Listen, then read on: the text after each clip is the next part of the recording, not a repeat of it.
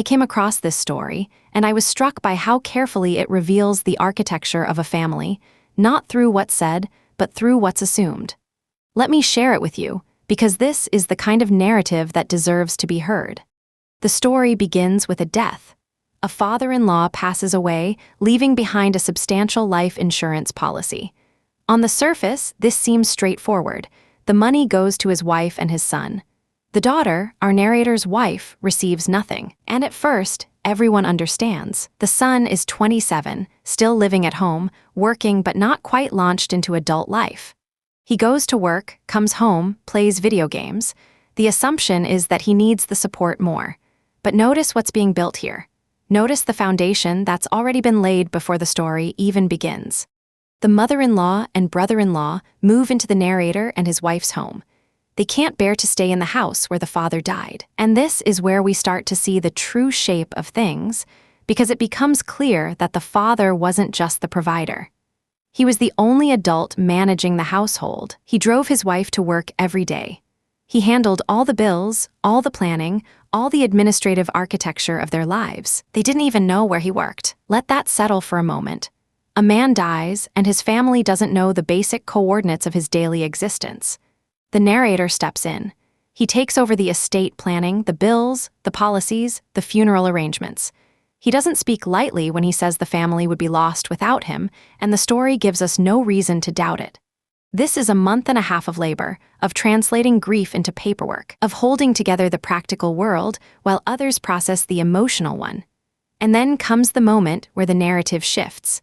The narrator suggests a shared bank account for his wife and her mother, a practical solution.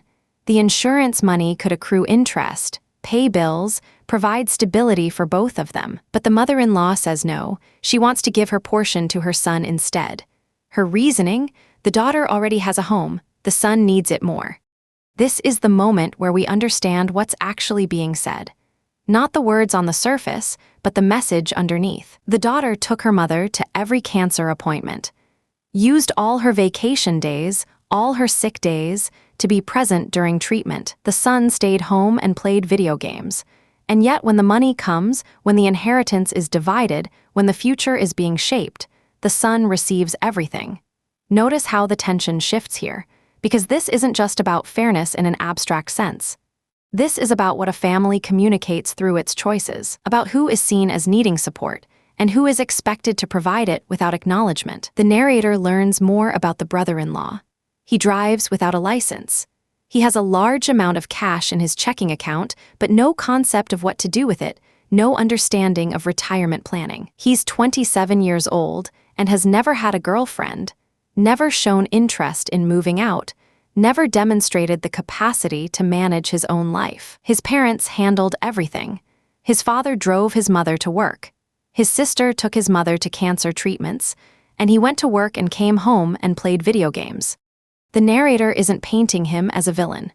In fact, he's careful to say the brother-in-law is a great friend, not a bad person. But he's also someone who has been insulated from responsibility so completely that he doesn't know how to be responsible. And now this person, who has never demonstrated financial literacy, never taken on family obligations, never stretched beyond the narrow corridor between work and home, is being entrusted with the entire inheritance.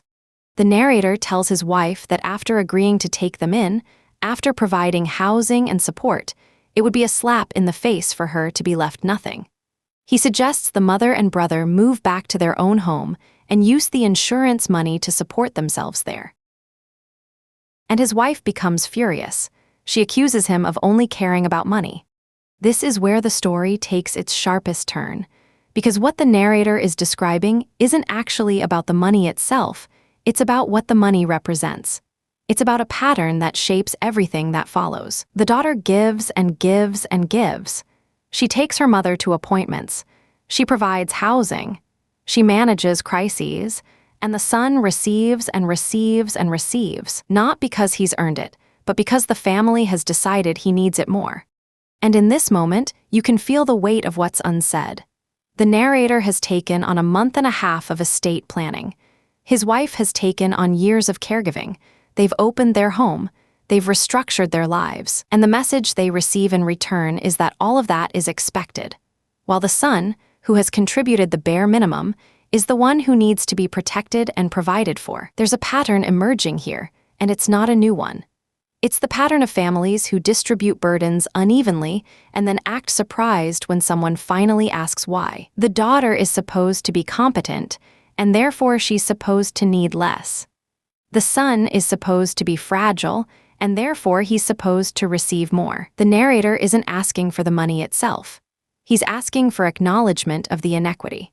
He's pointing out that if the mother-in-law believes her daughter doesn't need support because she already has a home, while simultaneously living in that home without contributing to the inheritance, then perhaps the premise itself is flawed.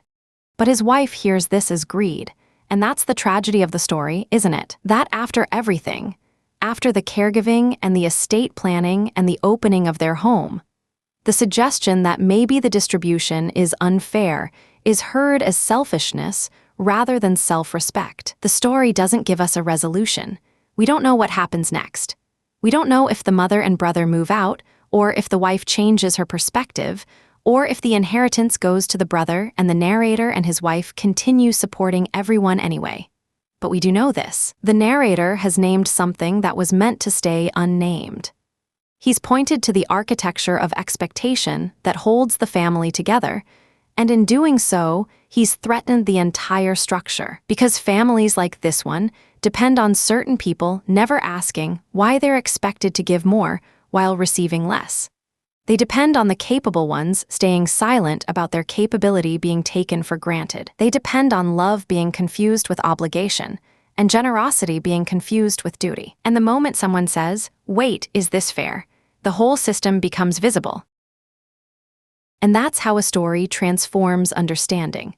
Not by telling us what to think, but by showing us a pattern we might recognize in our own lives. By asking us to consider what it means when the people who give the most are told they are selfish for asking to be seen. Stories like this remind us why we tell them in the first place.